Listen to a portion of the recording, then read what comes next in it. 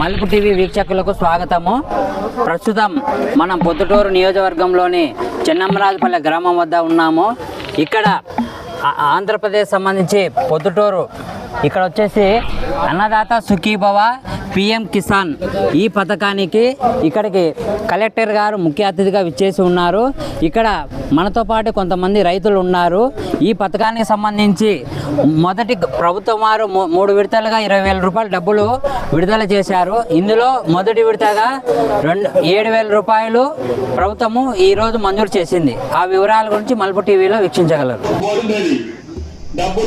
గౌరవనీయులు పెద్దలు శ్రీ నంద్యాల వరదరాజు రెడ్డి గారికి, అలాగే వేదికను అలంకరించినటువంటి గ్రామ సర్పంచ్కి, అలాగే పెద్దలకి, అధికారులకి అందరికీ కూడా హృదయపూర్వకమైనటువంటి ధన్యవాదాలు తెలియజేస్తున్నాను.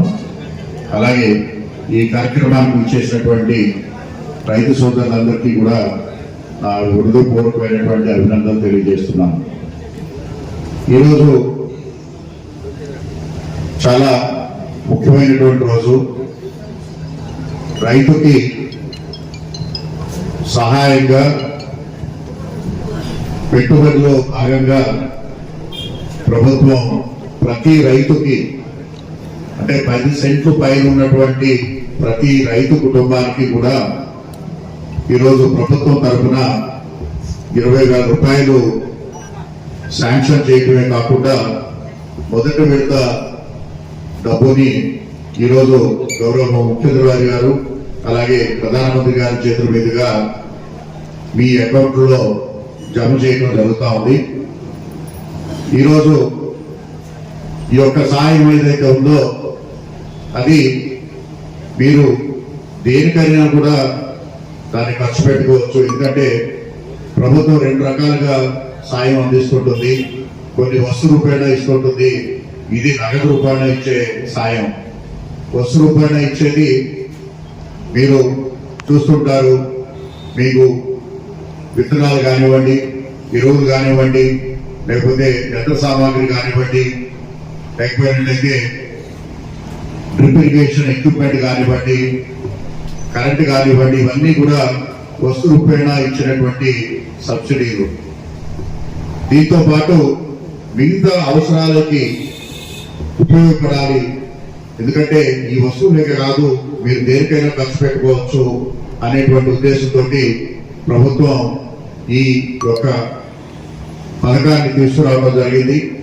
తద్వారా మీకు పెట్టుబడిలో సాయంగా ఉంటూ మీరు అత్యధిక దిగుబడి సాధించాలనేటువంటి ఉద్దేశంతో ఈ పథకాన్ని ప్రవేశపెట్టడం జరిగింది.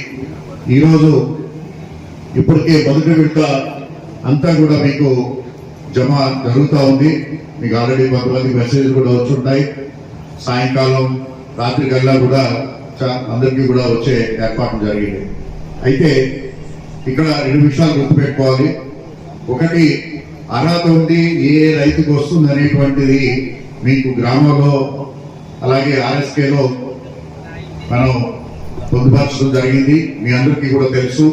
ఎవరికైనా ఒకవేళ మీ పేరు లేకపోయినట్టయితే ఆ వివరాలు వెంటనే రైతు భరోసా కేంద్రాల్లో కానివ్వండి, ఇక్కడ ఉన్నటువంటి అగ్రికల్చర్ ఆఫీసర్ కానీ లేకపోతే అగ్రికల్చర్ అసిస్టెంట్ కానీ ఇచ్చినట్టయితే వాటిని సరిచూసుకుని మళ్ళా అది ఎందుకు రాలేదు, లేకపోతే ఏదైనా పొరపాటు జరిగింది అనేది సరి చేసుకుని మీకు అందజేయడం జరుగుతుంది.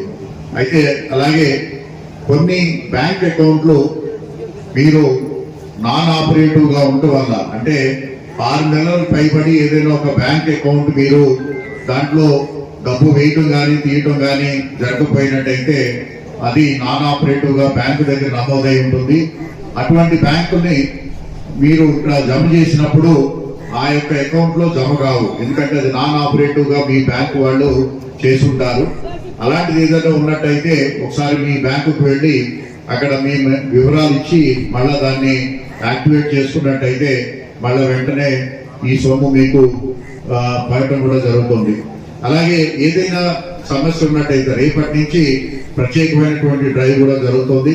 దాంట్లో ఎవరికైనా రాకపోయినా కూడా ఏదైనా ఇబ్బంది ఉన్నా కూడా ఒక దరఖాస్తు రూపాయలు ఇచ్చినట్టయితే వాటిని పూర్తిగా పరిశీలించి వాటిని కూడా మనం సరి చేసేటట్టు ఏర్పాటు చేస్తామని చెప్పేసి తెలియజేసుకుంటున్నాను.